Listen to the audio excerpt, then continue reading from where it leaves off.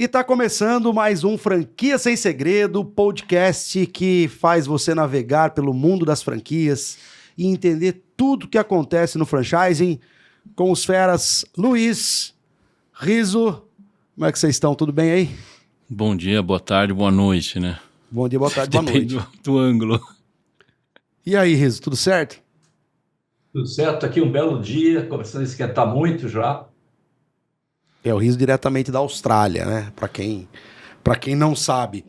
Luiz, Riso, a gente, de vez em quando, a gente varia bastante os nossos assuntos aqui no podcast, que eu acho legal isso também. A gente traz matérias, a gente traz convidados, inclusive vamos trazer o Roberto Valverde de convidado aqui no programa, né? No próximo episódio vai ter o Roberto Valverde contando um pouquinho da trajetória, falando um pouquinho aí das experiências, né? Muito legal aí a história do Roberto. E vamos começar o programa de hoje trazendo notícias que o nosso IBGE preparou pra gente. Curadoria do IBGE. A curadoria do IBGE, diretamente da Austrália, separa pra gente as matérias e informações pra gente poder divulgar. E essa notícia é da Pequenas Empresas e Grandes Negócios, da Bianca Guilherme. Uma notícia de dezembro. De agora. Recente, né? E ela diz o seguinte: 10 franquias baratas que funcionam sozinhas para empreender em 2025 que custam a partir de R$ 14.900. Eu já quero fazer um adendo. Acho erro no título. Eu já quero trazer para vocês a primeira provocação, que é franquia que funciona, e tem uma aspas aqui. Sozinhas. Explica isso, Riso. Eu botei para vocês explicarem. Não joga de volta. Não, veja.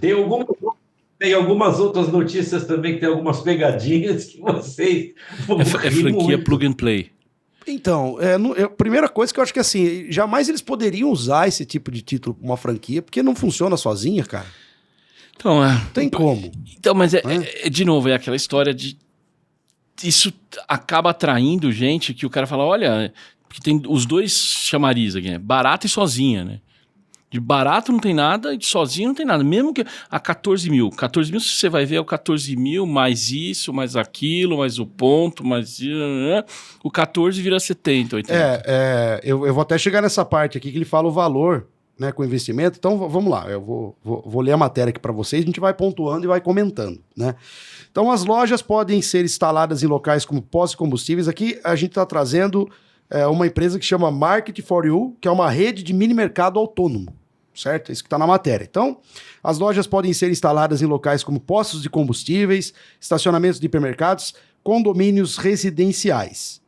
Então, as lojas de autoatendimento já fazem parte da rotina dos consumidores, isso é uma realidade. Acho que uma grande parte dos condomínios, né, Luiz, tem esse tipo de mercado, enfim, na época do Riso era mercearia, né? Agora com os problemas associados, isso, né? É o mercadinho ali e tal, e faz parte da rotina. Então, presente em supermercados, shopping centers, condomínios residenciais, prédios comerciais, e esse tipo de negócio vem despertando, né, o interesse de empreendedores que estão buscando uma renda extra ou algo que necessite de pouca mão de obra.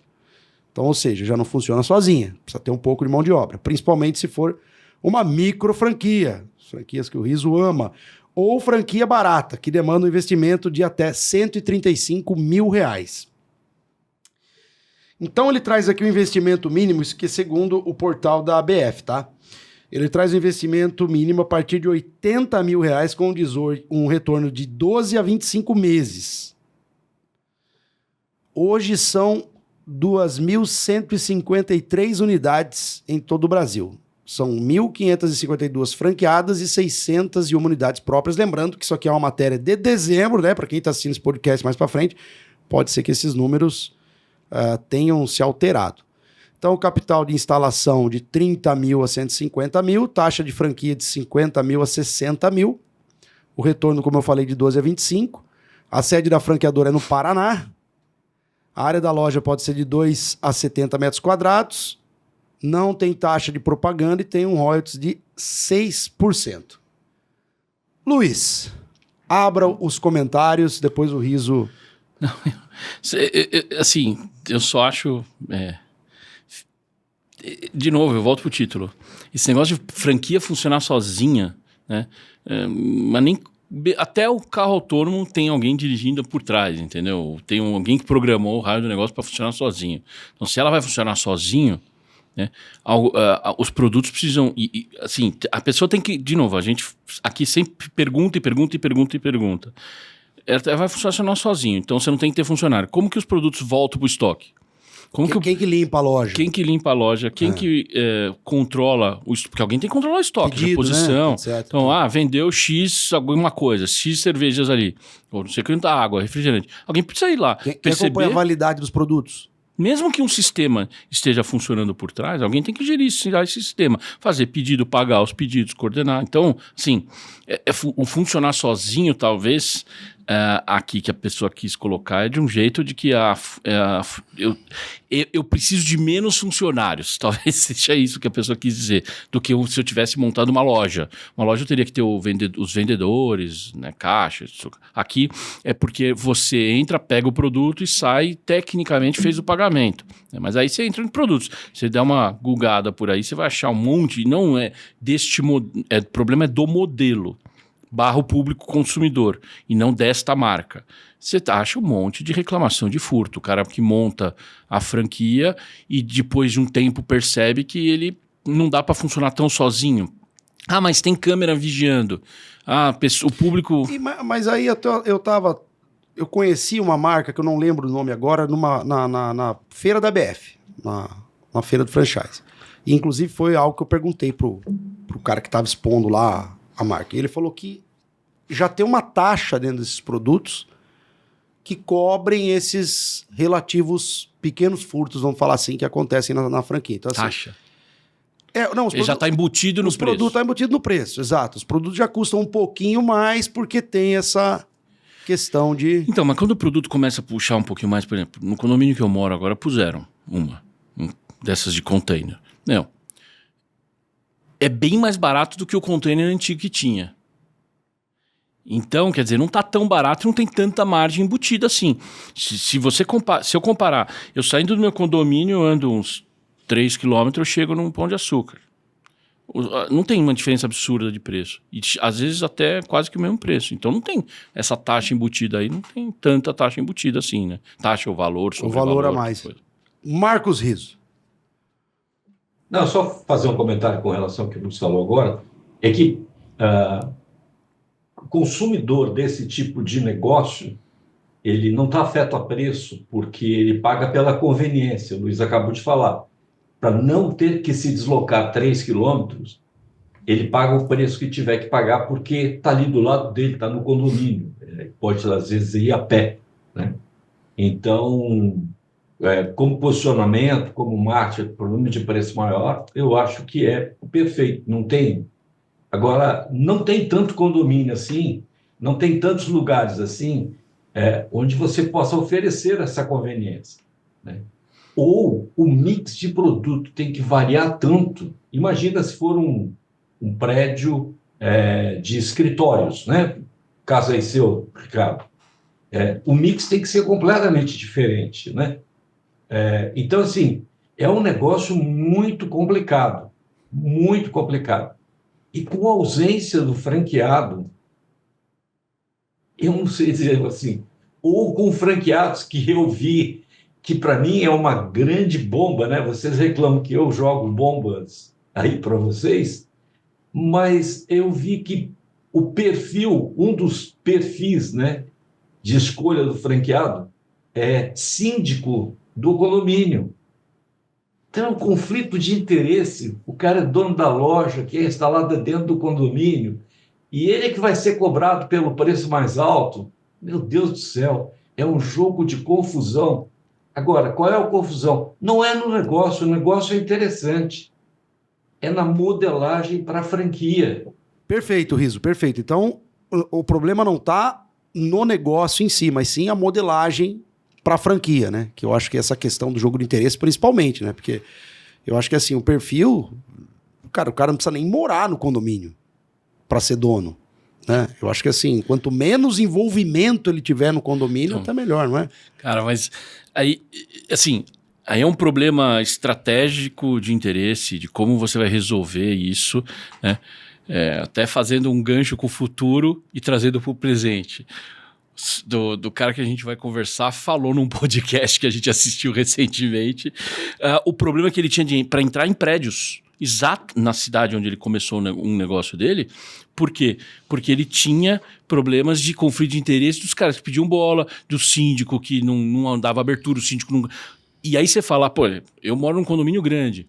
Como que você vai falar com o cara? Você tem que falar na associação. Aí você não consegue achar. Você vai pôr um cara de fora para gerenciar lá, você vai gerir mais problemas. Às vezes tem condomínio que não deixa, né? E você tem essa barreira, e é um conflito de interesse, sim, e como resolver. Tem condomínio que tem síndico profissional. É mais fácil. Então, uma forma de você bater, mas quem vai ter síndico profissional são esses prédios, geralmente centro empresarial e tudo mais, maiores, que aí você bate na porta do síndico profissional. Fala, olha, eu tenho esse produto, e gostaria de colocar aí nos condomínios que você faz a gestão e tudo mais. É uma ideia, né? Mas se o cara for na formiguinha, você vê na quantidade de unidade que tem aqui já... 2.000 e pouco, mais de 2.000. É bastante. Luiz, eu acho que você teve uma sacada brilhante. Na verdade, como resolver esse problema? Você dá a franquia para o cara que te pediu a bola. Que é isso que é feito. É isso. Veja, os caras... E não tem muito, né? E assim, se não for pra ele, vai ter um primo do cara que pôs, entendeu? Não sou eu, né? É o meu primo. Não, no meu condomínio montaram um, né? Não é dessa marca também, é uma outra rede. Montaram um container bonito, de vidro e tal, bacana, bem legal. E assim que instalou, inaugurou, mais da metade do condomínio ficou reclamando da localização. E agora querem mudar o negócio de lugar. Mas quem que paga a conta pra mudar? Você entendeu? Não, e veja, por mais que falem, mas tem todo, por exemplo, o que tem no meu condomínio tem um sistema de câmera de acesso, você tem um aplicativo, você faz um monte de coisa, né? Então, aí tem lá um monte de placas que não pode menor, que tem que ser, não pode estar... Na prática, passado um pequeno período de teste, todo mundo já descobre como fazer diferente. Então, o que você tem... Um monte de filho de amigo que vai lá e compra. Meu filho vai comprar de 7 anos, cara. Leva meu cartão, encosta na maquininha lá. Entendeu? Ô Ricardo, Hã? Ricardo, você acabou de levantar um ponto extremamente interessante, que eu não tinha pensado sobre isso. E me fez lembrar de uma história que eu conto daqui um pouco. Olha só, esse negócio tem um problema adicional, Luiz. Todo condômino se sente dono do negócio. Sim. Não, mas aí você supera o problema do franchise. Aí você tá entrando no problema de condomínio. Condomínio, todo mundo dá pitaco em tudo. E é tudo igual, só muda o endereço. Não, eu vou te falar por que me lembrou o passado. Antigamente a gente chamava esses chamados grupos, né, de franquias, quando começou com uma tal de... que hoje é aceleradora, grupo... Começou com uma tal de cooperativa de franqueado. Os caras ainda andam por aí, né? E nessa cooperativa tinha assim, eu me lembro de um que a gente levava ele para os seminários de franqueados, né, que era o Cássio, e que a gente chamava ele de Fracássio, porque ele tinha entrado numa franquia de uma pizzaria que tinha 30 metros quadrados e 43 sócios. Nossa. Porque é uma cooperativa de franqueados. Mas o que eu mais gostei foi do nome. Como é que é o nome dele? Fracasso. O nome dele era Cássio. Mas a gente apresentava ele como Fracasso. Porque ele lembra daquele desenho que tinha o Hard, que vida, não sei o quê. Isso, ele era mesmo. Eu participar de uma franquia de pizza que a gente gozava dele, né? Que o grande momento da vida dele é quando tinha reunião de condomínio dos cooperados, né? Porque aí tinha 43 caras, 43 caras que se reuniam e aí eles serviam pizza para os 43 tudo de uma vez só. Era um boom de venda, só que ninguém pagava, porque todo mundo era sócio. Mas não...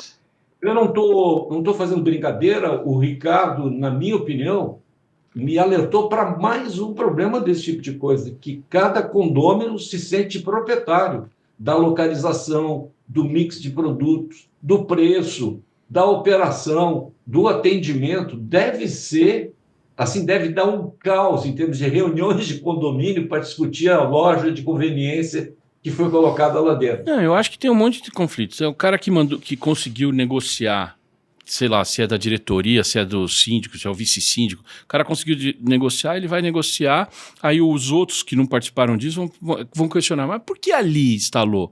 E por que essa empresa e não aquela outra? Teve licitação? Você perguntou para vários ou foi o primeiro que apareceu você pôs? Assim, dá para fazer uma lista de chegar umas 5 páginas só de pergunta. Você vai agradar a todo mundo? Não vai. Mas assim como qualquer outro caso que a gente sempre tratou aqui, você tem que ter transparência. E condomínio tem um sério problema que, cara, o que tem de gente no condomínio que não faz nada, não contribui com nada, não colabora com nada, mas só reclama, cara. No grupo do WhatsApp solta...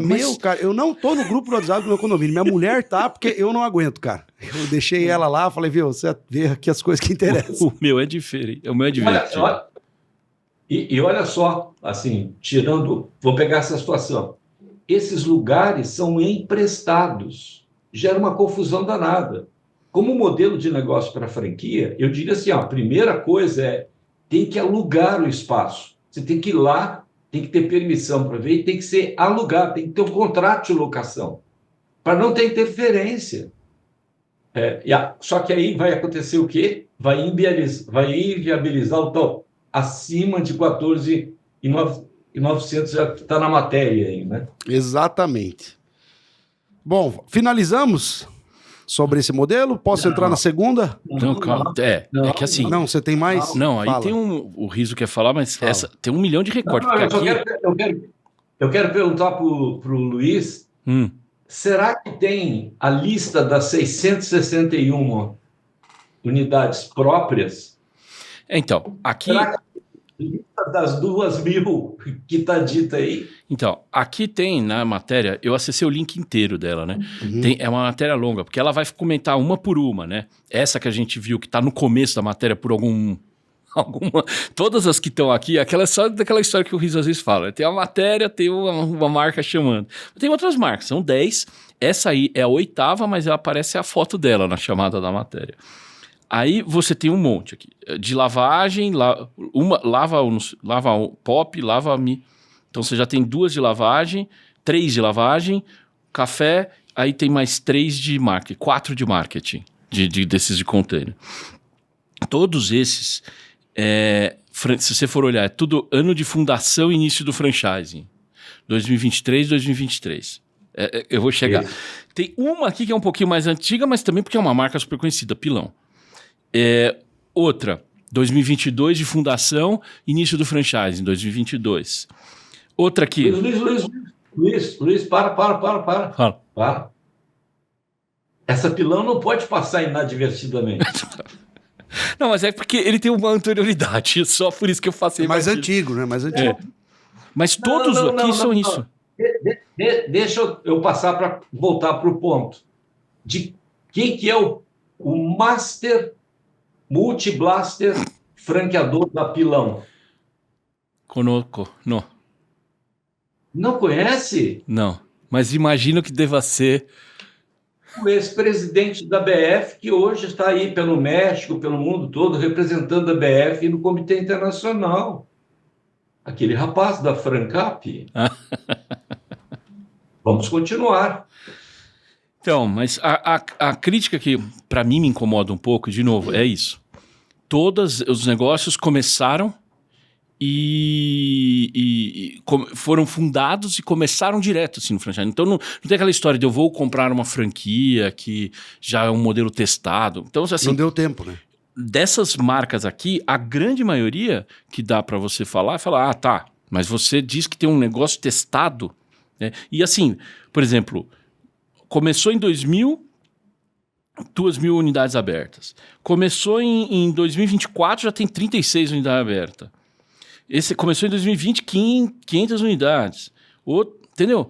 É assim, é muita unidade para um modelo que não...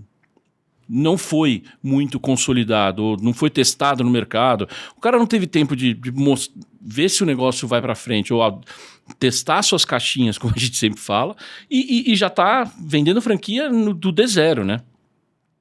E aí você compara todas essas franquias, é tudo a mesma coisa, né? Tem uma aqui que é super otimista, que é essa aí que o Riso acabou de falar. Previsão de retorno do investimento, 6 meses. A do pilão. Até 18, mas já começa em 6, né? 6 meses, você abriu, já tá ganhando. Outro, aqui também, essa primeira aqui, que é o de totens, carregador. 6 meses de retorno de investimento. Que essa é a mais barata, que tá no título. 14 mil reais é essa aí. Né? O resto tudo é a 14 mil reais só para o pessoal ir ler a matéria. Depois você não acha mais nenhuma perto disso.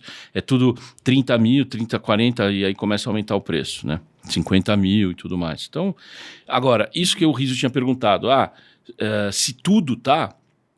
Assim, você tem que ter uma COF 100% atualizada, porque se o cara de 2020 até hoje, faz a conta aí, divide aí, pega uma calculadora, começou em 2020, vamos ser otimistas e dizer que começou em janeiro de 2020. 4 anos, certo? 4 anos. 2.200... 2.200 e alguma coisa, vamos ver aqui. Fechou. É 500 por ano. Então, pronto, é isso. Eu só queria chegar no número exato. 550 por ano, cara. 550 por ano. Então. Não, por ano tá fácil. São 10 por semana, cara. São 10 por semana. Um ano tem 53 semanas. Seja pro lado de você acompanhou a implementação de cada unidade franqueada dessa, querido franqueador? Pergunta número 2. Pergunta número 2. Você tá com a sua relação de contratos bem atualizada? Porque a cada semana você põe mais 10 para dentro. Né? Meu, é 10 por semana, bicho. É muita coisa. Então, eu não sei. Se eu tô do lado de cá, eu tô querendo comprar uma franquia e que eu... Porque, veja, se o cara abre uma a cada 10 semanas, perde 6 meses aí fazendo um planejamento e monta um negócio igual o seu. Porque o cara não vai te dar suporte. Você já pensou o tamanho do time pra você poder dar suporte pra abertura disso? 10 por semana? Como é que faz? Funciona sozinha. Não, pra inaugurar, pô. Funciona sozinha. Não tem que ter time, não tem que ter suporte, porque ela funciona sozinha. Pra que suporte? E aqui fala que você não... E aí é o mais legal, porque como ele tá... aqui fala, inclusive, taxa de publicidade, não cobra. É porque não precisa de publicidade, porque é dentro do condomínio, né? Certo? Então. Eu acho justo não ter a taxa de publicidade, porque ele vai fazer publicidade onde? Não tem, né? Então, mas... Não tem promoção, não trabalham com esse tipo de coisa. Então, assim, se você for ver, esses aplicativos, assim, ele não sei se seria mais honesto ou menos honesto, porque a publicidade que você teria que fazer é alguma coisa institucional bem localzinha, assim. Porque se você começar a fazer muita publicidade de um modelo desse, por exemplo, esse que a gente viu no chamada da matéria, que é de uma loja, um container, você vai fazer publicidade para fora... Então, porque o franqueado vai olhar e falar, mas o meu cliente tá aqui dentro só. Exato. O meu cliente vai vir aqui, eu distribuo o panfleto na portaria, né? Então, é menos crítico isso do que um cara que... Porque senão fica aquela história, mas eu pago 2%, 3% de taxa de publicidade, taxa de marketing, taxa de fundo cooperado, o nome que você quiser dar, e você gasta isso aí para divulgar e vender mais unidade franqueada, né? Aí você deixa Eu achei honesto, achei justo não ter a taxa de publicidade, né? Não mas tem sentido. que ver o que está escrito no contrato.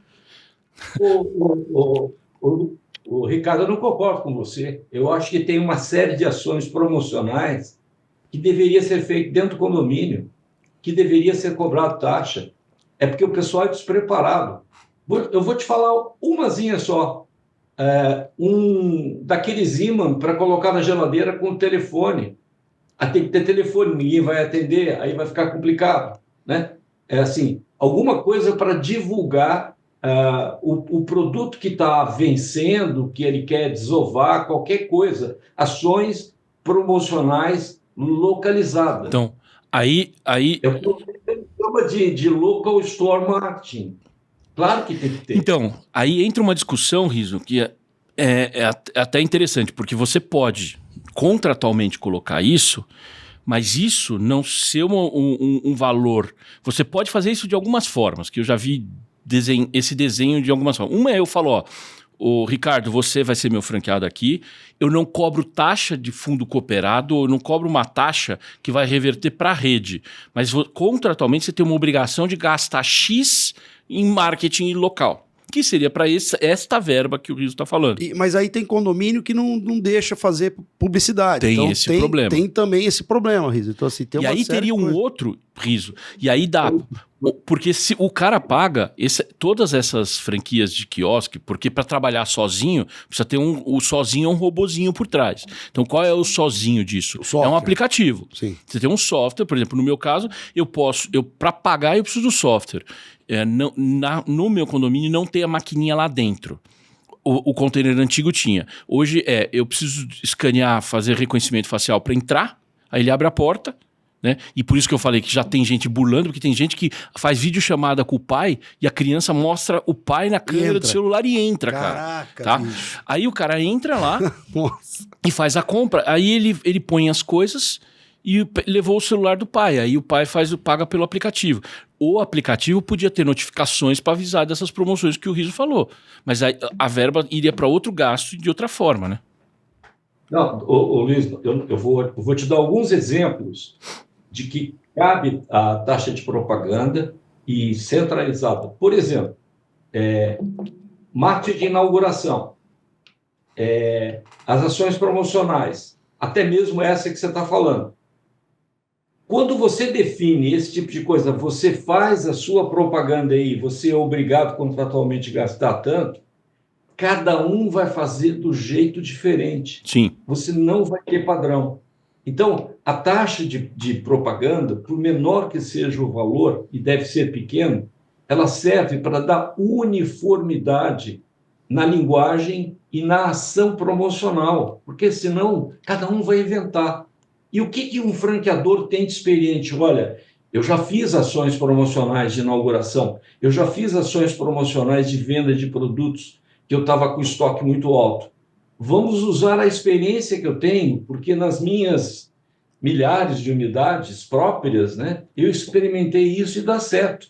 E é por isso que eu cobro a taxa de propaganda. Não, legal. Eu acho que é um ponto a colocar para eles, mas por aqui eles estão dando a informação que não cobram, né? Não, eu tô comentando sobre o seu comentário. Sim. Porque aí vira concessionária de automóvel, né? Qual foi o seu comentário? Você deveria fazer com que cada franqueado fizesse a sua campanha individualmente. Vira uma bagunça, né? Olha as concessionárias.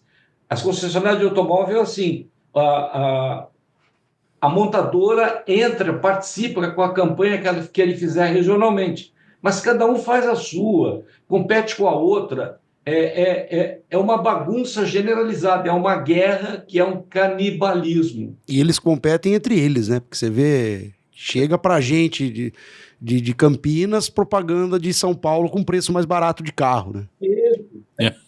A ideia é tumultuar. Por isso é que eu, digamos assim, eu discordo dessa ideia de cada um faz a sua e você é obrigado a investir tanto. Muito bem. Mais algum comentário sobre as micro-risos? Vai lá. Não, eu quero uma resposta do Luiz. Do quê? Será que essas cartas estão listadas? Então, mas num volume desse, Riso, não tem como. Só se o cara tivesse uma COF online, né? Porque abrindo 10 unidades por semana, a COF vai estar sempre desatualizada. Consegue atualizar. Vamos dizer que o cara faz uma versão por mês da COF, porque nós estamos falando de uma indústria aqui, isso aqui cresce em escala. Então, cada semana tem. Então, o cara não vai ter. Mas ele não deveria ter de uma semana, 2 semanas. Agora, vamos imaginar que eu ache de uma franquia dessa... eu estou avaliando essa aqui, dessas 10 aqui. 10 ou 8, não lembro. Vamos dizer que eu acho 2 processos judiciais. Esses processos judiciais têm que estar listados lá na COF. Não, mas é que a gente está num volume e não dá para atualizar tanto. Não, mas pera, esse processo judicial aqui é de 2023, por exemplo. Já tem um ano. Já tem um ano que o processo está aí. E então tá você devia ter atualizado, entendeu? Aí é uma má fé, né? Então, mas nesse volume de crescimento de unidade, eu duvido que todas mostrem todos os processos que aparecem lá. E tem aquela discussão. Mas a lei... Porque aí já batemos e já tratamos aqui no podcast em um outro episódio, quando a gente tratou da COF. A lei fala que eu tenho que listar os processos que ataquem o sistema de franquia, né? Um litígio meu de cobrança de um franqueado não precisaria estar listado na COF. Eu já ouvi essa desculpa de monte. Mas a pegadinha que eu queria te encurralar é que ela pergunta a seguinte, tudo bem, não dá nem tempo para colocar as novas, mas devia ter as que fecharam, né? Sim. Um monte que fechou. Sim. Não, e veja, né, aqui eu não vou discutir, não conheço esta marca específica que a gente falou o número, mas tem outras aqui, ó. A 9 está com 110, a outra tem 45, aqui 2.200, depois aqui 36, depois 500, 150. Muitas dessas marcas, principalmente porque na matéria, lá para frente, eles falam de uma aceleradora que está vendendo e comentando a matéria. Você vai ver essas marcas, é aquela história de contrato assinado, cadê a unidade aberta? Será que de fato estão todas as unidades abertas? Tem que investigar. Tem que investigar. E assim, tipo, você coloca uma lista dos ex-franqueados. Essa lista está correta? Então, achei um processo judicial. Várias vezes você acha processo judicial que o cara não está listado como ex-franqueado. Esquecemos. Não deu tempo de atualizar. Pô, mas o processo tem 1 ano. E isso cabe uma revertida aí do negócio quando você entra Então, comprando? a primeira coisa que você tem que fazer é, tipo, se não está atualizado, questiona. Fala, eu queria falar com esse cara, então. Ou vai atrás, né? Não dar informações completas ou noticiar informações falsas na COF, você tem a penalidade que a lei coloca. Né? Então... Mas peraí, Luiz, vocês estão sendo maldosos, os dois, porque o Ricardo suprimiu da informação que está na pauta. Qual a informação, Ricardo, que você suprimiu? Que resolveria tudo isso? Aquela palavra que está pintada, microfranquia? Não. Não. É uma franquia chancelada pelo selo de excelência. O Ricardo passou aí. Eu acho que foi de maldade, porque se ela tem um selo de excelência, não precisa ver nada disso que vocês estão falando. Não foi de maldade. Cara. É o selo Black, Gold ou Super? Eu não quis falar que ela tem o selo de excelência para não dar moral. A gente fala muito desse selo aí, cara. Então para dar moral para esse selo aí, porque ele já tá sem moral mesmo, então... Mas, gente, olha nosso nível de discussão, nível de dúvidas. E olha a oferta que a própria matéria oferece. Cara, eu às vezes penso que é muita irresponsabilidade. A matéria é assim, tipo, ela listou 10 franquias que estão vendendo por um preço e é isso. Alguém passou essa lista, tem um monte, né? Mas aí você vê, logo embaixo, na matéria completa, logo embaixo, se quiser eu leio aqui. Vai lá, Luiz. Para Cristiano Correia, vice-presidente da Vertical Gestão Ecossistema 300 Franchising, uma das principais vantagens da franquia sem funcionários é a redução dos custos fixos, o que permite iniciar o negócio de forma mais enxuta e gerenciar todas as atividades de maneira autônoma. Contudo, mesmo nesse formato, é essencial avaliar se o modelo é escalável e capaz de atender a demanda dos clientes de forma eficiente. Além disso, escolher um segmento com o qual você tem afinidade faz toda a diferença, já que todas as etapas do negócio estão sob sua responsabilidade. Empreender sozinho exige alta capacidade de autogestão e disciplina. Né? Quer comentar alguma coisa? Ele está até como no peito. Empreender sozinho, mas... Quando eu estou com o franqueador, eu não estou empreendendo sozinho, né? Mas, vamos lá, passa a batida. Então, mas a maioria dessas aqui, essas franquias, por exemplo, de mercado, essas que supostamente são autônomas, na verdade, você é o seu funcionário, né? Que você, num caso desse, você é o cara que... A não ser que você tenha muitas unidades, e aí você vai colocar pessoas para repor o estoque. Mas senão é você que vai colocar. Se você pensar, estou comprando esta unidade para pôr e fazer o meu giro... Você tem que questionar, né? Porque às vezes o cara olha e fala, tem a promessa de lucro não é certeza de faturamento futuro. Tem que ter essa garantia. Você tem que saber disso desde o zero, né? Porque tem gente que no processo, mas fatura tanto. Fatura tanto numa média que o cara informou. Quanto que você estima que no seu condomínio vai faturar? Então, e no caso dessas empresas de supermercados assim, condomínio... meio que também restringe muito aquilo que a gente estava falando no começo. Por exemplo, assim, se é para vender para o síndico, cara, dificilmente você vai ter 3, 4 dessas franquias. Você vai ter só a sua no seu condomínio, porque no outro vai entrar o outro, e no outro vai entrar o outro. Não, veja, ninguém vai sair. Você não vai sair do seu condomínio para ir pro meu comprar alguma coisa. Não, eu digo proprietário da franquia. Sim. Então, tipo, eu tenho a minha do meu condomínio, mas eu não vou ter uma no condomínio do Luiz, porque lá vai ser o seu síndico que vai ser dono. E assim por diante, né? Deixa, até para a gente passar uma informação, né, que eu acho que é o nosso papel aqui, deixa eu ampliar um pouquinho essa conversa. Eu sei que a gente já está meio estourado no tempo, um assunto só, mas deixa eu dar alguns modelos de como isso funciona aqui na Austrália e nos Estados Unidos. A primeira coisa é o seguinte: a franquia não é a lojinha. A franquia é um veículo onde você faz suprimentos para as lojinhas que você abriu. Porque você sabe que as lojas vão abrir e fechar, por várias razões que a gente já discutiu aqui. Então, o que é a franquia? É uma franquia de distribuição, onde você abre o ponto de venda, e supostamente ele funciona sozinho, e ao mesmo tempo você faz o suprimento de uma pequena rede dentro de uma área pré-determinada, que você comanda, que você comprou a franquia, que é território específico. Eu dou 2 exemplos para vocês.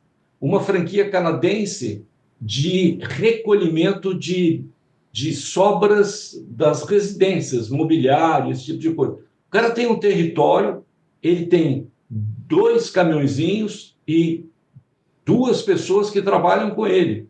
Ele é a franquia. É dentro do caminhão dele que ele faz a operação. Um outro exemplo de uma franquia no sul dos Estados Unidos, na Flórida. O cara tem uma caminhonete van e ele faz atendimento para manutenção de equipamentos de dentistas. E ele recebe um território que tem aproximadamente 400 consultórios dentários para ele trabalhar. Mas ele aprende a operação. A caminhonete dele é toda equipada para fazer manutenção de equipamentos. Então, a franquia não está no consultório, a franquia não está na residência que tem o resto para sobrar, né?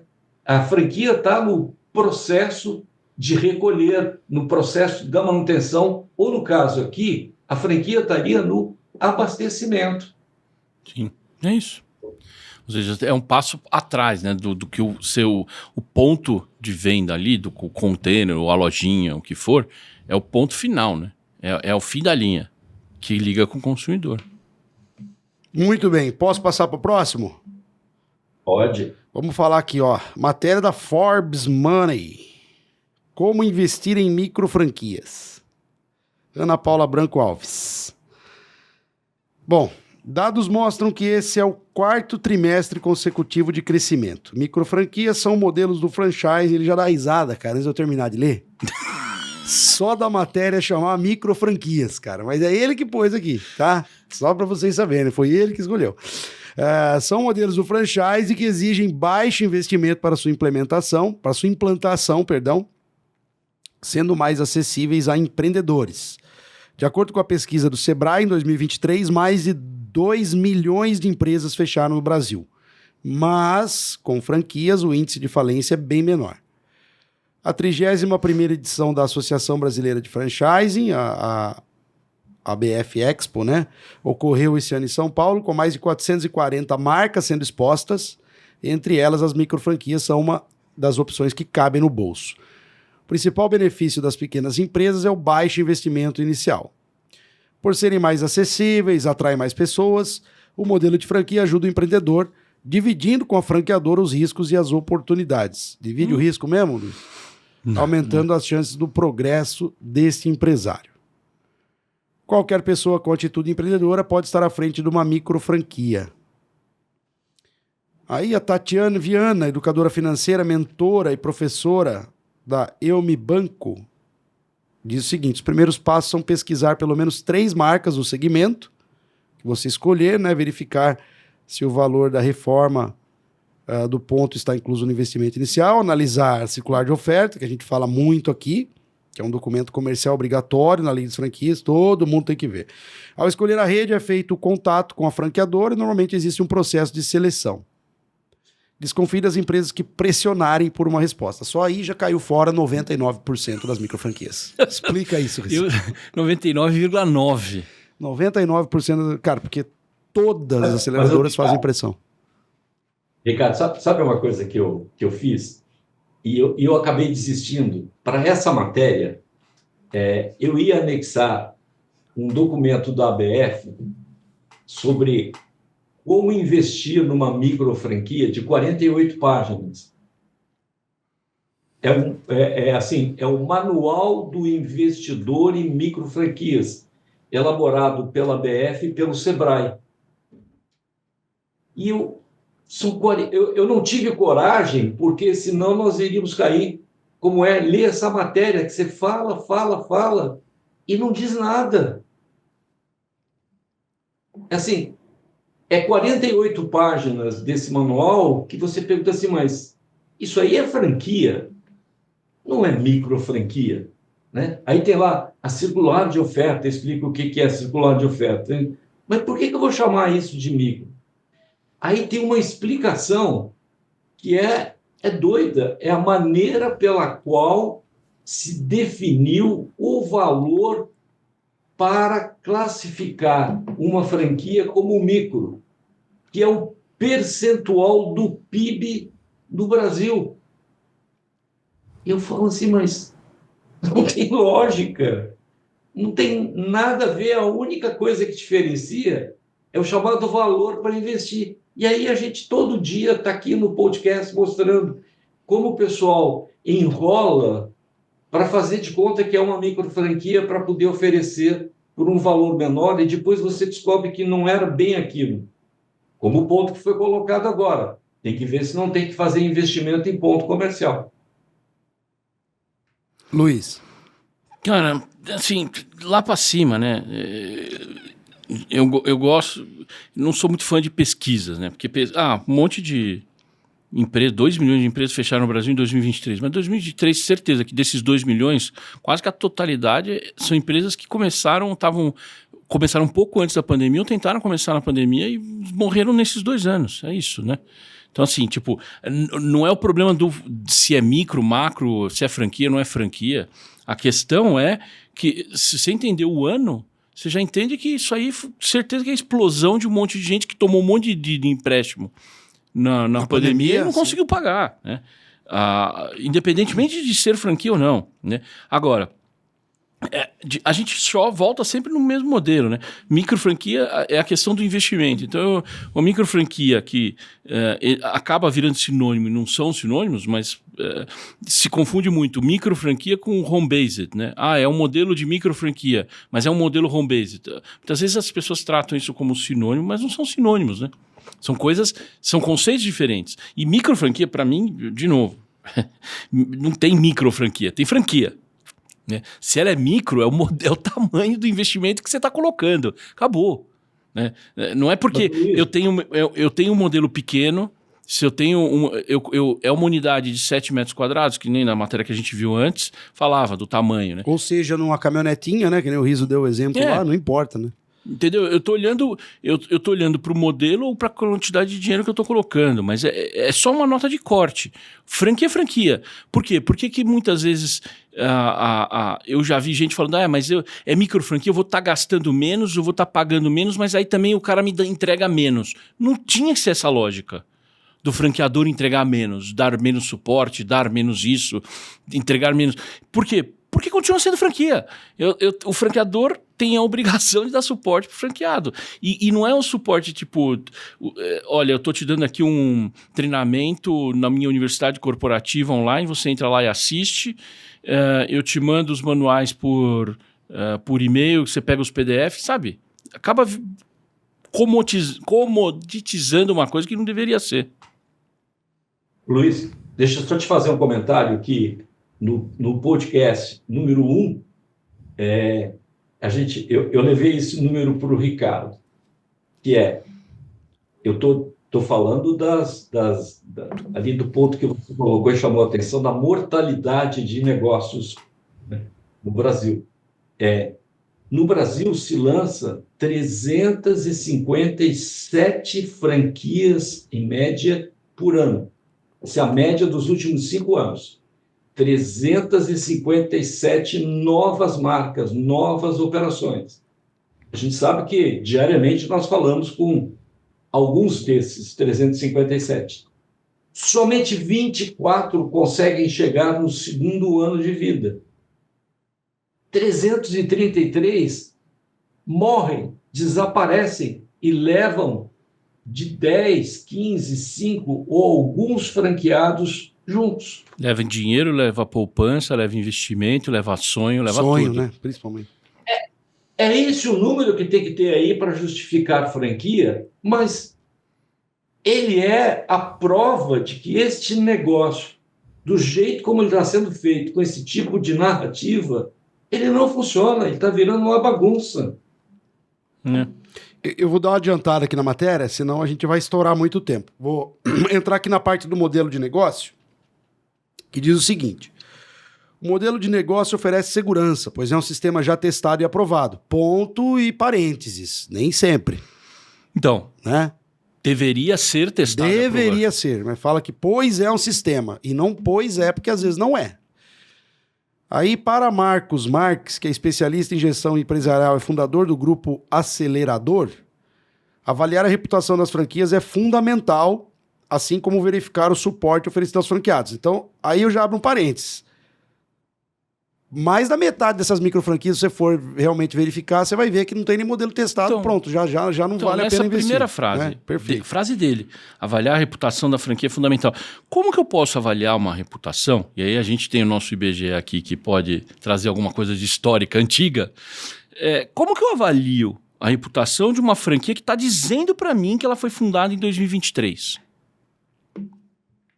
Ela está falando para mim, o negócio nasceu em 2023. A gente viu na matéria anterior que a gente viu. Exato.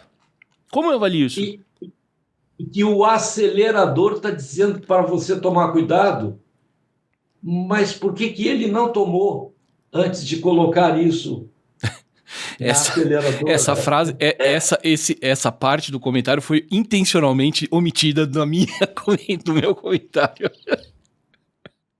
Cara, eu não estou aqui para omitir, eu estou aqui para bater, literalmente. Porque essas coisas estão avacalhando com o franchise no Brasil. Então, porque, assim, fique atento ao volume de vendas, já que a margem de lucro pode estar baixa nesse setor.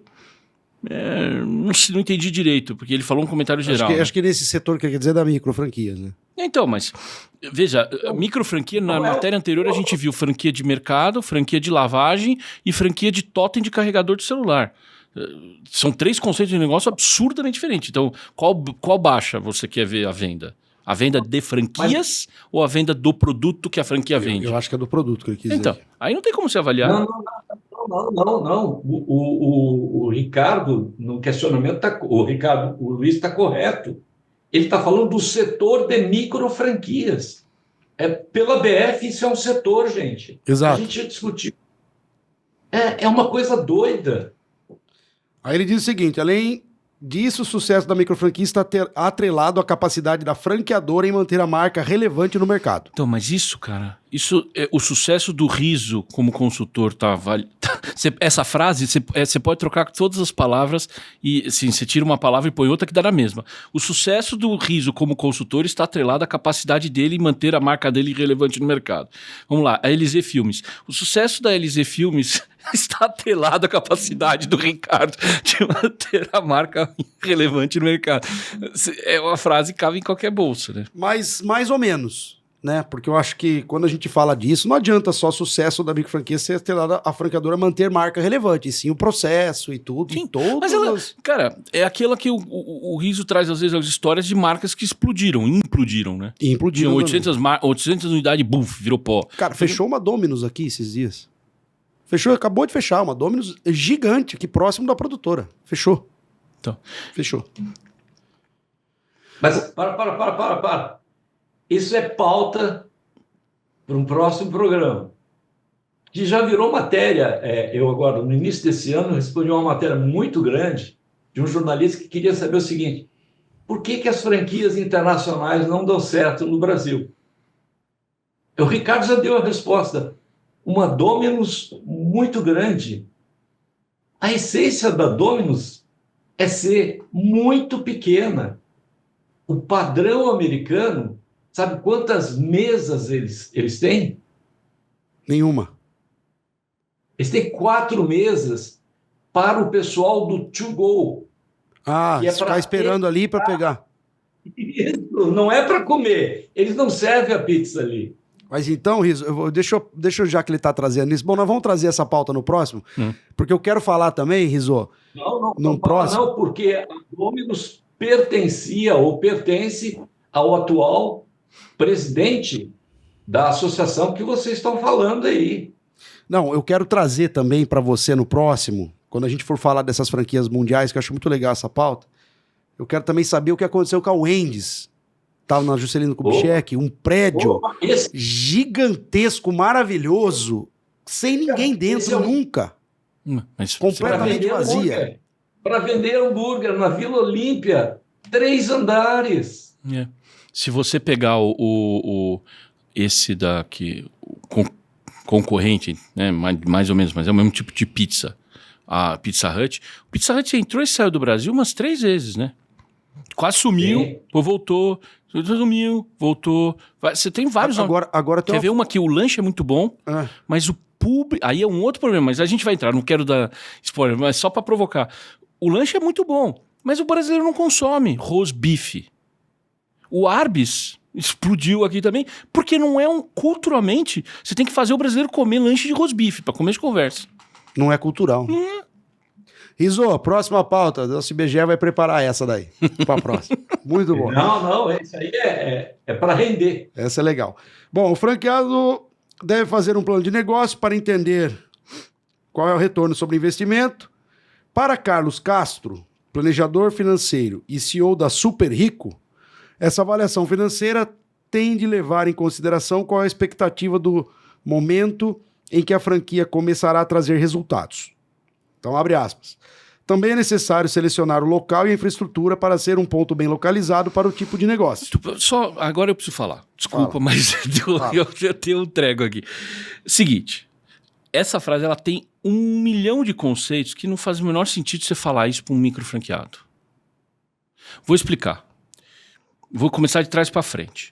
Geralmente, os conceitos de micro franquia vai estar intimamente ligado com aquilo que eu falei agora há pouco, do home-based, né? A maioria caminha para lá. Perfeito. Né? Mas que vai para a rua. Escolha de ponto, tipo do negócio, para ver se o local, a infraestrutura adequa. Peraí, para que raios eu estou pagando você, franqueador?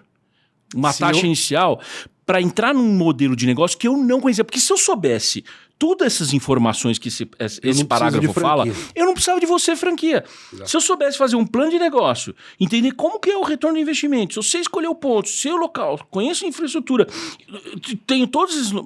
Cara, é só eu ter uma boa ideia e vou implantar o meu negócio sozinho. Você...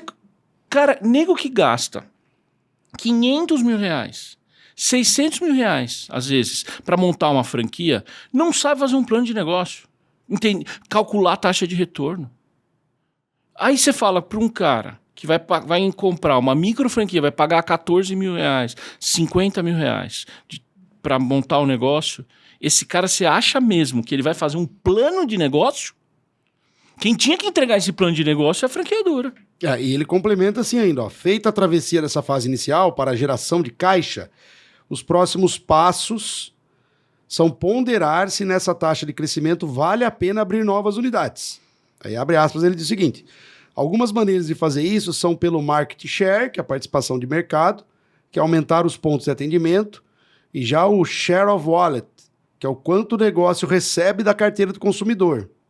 É investir em produtos para melhorar o ticket médio gerado pelo cliente. Eu posso dizer que esses 2 parágrafos me parece que tem uma confusão aqui. Porque o segundo parágrafo, nada do que está escrito aqui, o franqueado pode fazer. Isso é atividade do franqueador. Eu também penso a mesma coisa. Então, aqui confundiu. Para mim, pareceu que... Parecia que ele estava falando pro franqueador e não pro franqueado. Gente, Lá isso vem. aí chama-se enrolation. Não, mas um franqueado em micro franquia não vai ter a menor ideia de, primeiro, né, entender o que é geração de caixa. 2, fazer esse cálculo. 3, taxa de crescimento. Cara, market share. O que ele sabe de market share? Quem tem que saber isso é o franqueador, cara. Então, por isso que eu acho O que que me admira- aqui confundiu o conceito. O que me admira é a Forbes fazer uma matéria dessa. Para finalizar, outro fator é dar suporte à equipe de funcionários. Afinal, o atendimento é o ponto de contato com o cliente. Abre aspas. Quando um time está motivado, é ele que vai reter o comprador e vai gerar mais resultado a longo prazo, finalizou o CEO da Super. Então, aí ele voltou para o franqueado. Ou seja, nesses 3 últimos parágrafos, ele falou do franqueado, depois parece que falava do franqueador, depois voltou para o franqueado de novo.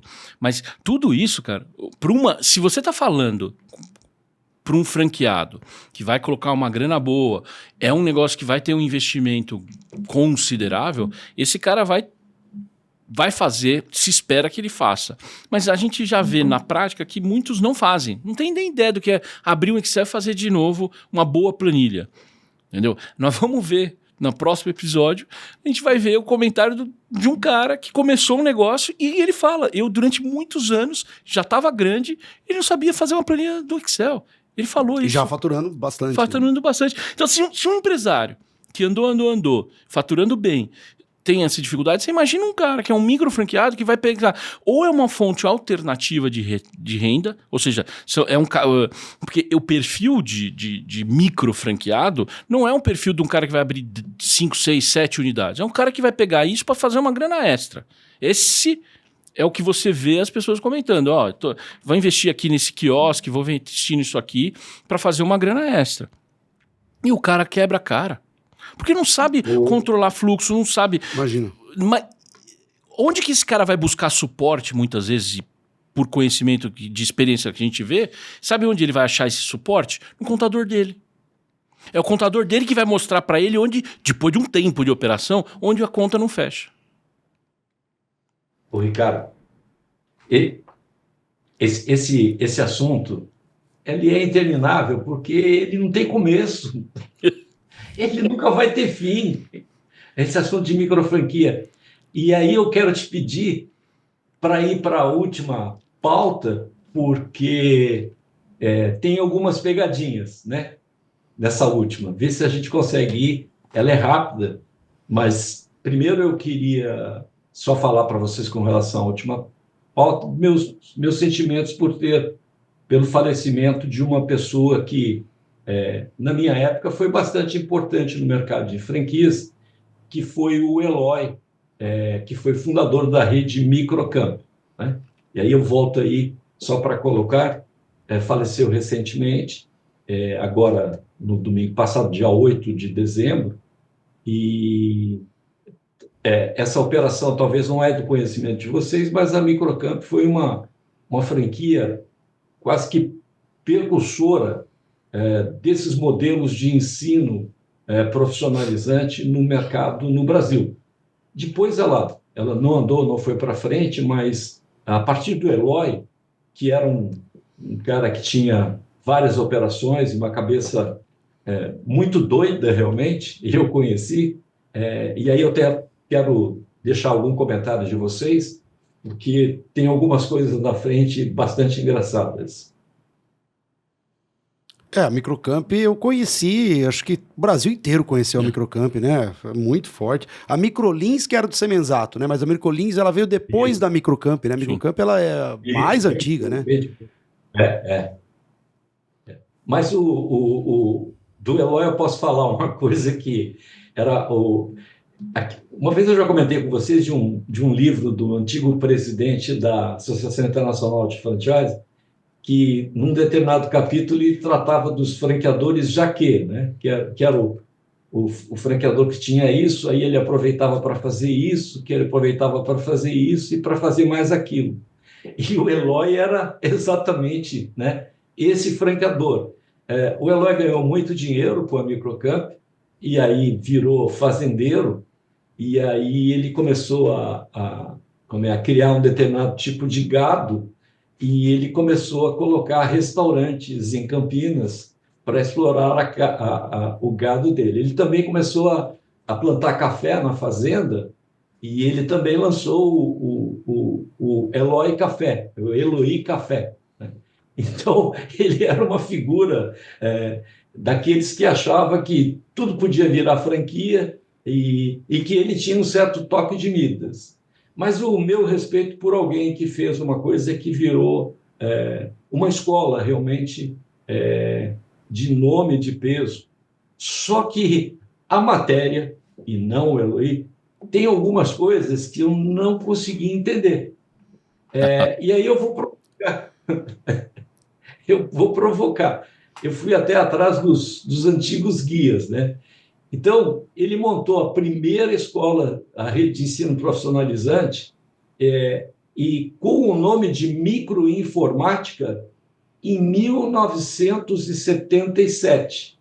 Vocês não eram nascidos, né? Opa, Mas em eu já. 1900, O Luiz já, o Luiz já. a palavra informática não existia. Então, contém um erro básico, né? Eu nem quero falar de quem que é a matéria, por isso que eu atropelei, mas é de um íntimo amigo do Luiz, né? De uma pequena revista. E é assim, em 77 ele montou a Flama Microinformática. Não é verdade, né? Aí eu fui atrás do meu guia, né, do meu cadastro de franquias, né, que vocês ficam brincando que é o meu HD. A operação dele realmente foi fundada em 1977, mas ele iniciou com franquia Em porque em 94. mas em 1997 ele tinha uma escola de inglês. E em 1994 que ele lançou o negócio de microinformática. Então, é assim, gente, vamos tomar um cuidado, né? Porque a confusão realmente é muito grande. Tá aí, então, os nossos sentimentos aí a toda a família do Eloy. Um nome muito importante aí, né, Riso e Luiz, para a franquia como um todo no Brasil. E a gente vai ficando por aqui. Até o próximo Franquia Sem Segredo. Valeu.